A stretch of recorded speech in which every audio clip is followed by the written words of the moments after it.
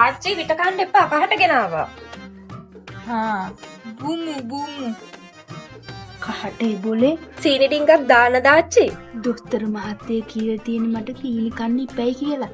අපේ ගෙදර උන් මට සීනි දෙන්නේ නැහැ. ඩිංගක් දාමු බොලේ. චුට්ටයි හොඳේ.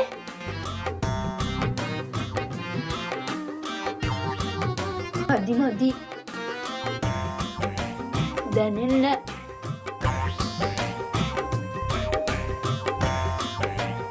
මදි ඔච්චර සීනි කන්න හොඳ නෑ. උඹ දන්නේ නෑනේ මේකේ රහ. මුං ආව මට සීනි නොදීන්න. පොඩි කරකැවිල්ලකුත් එනවා.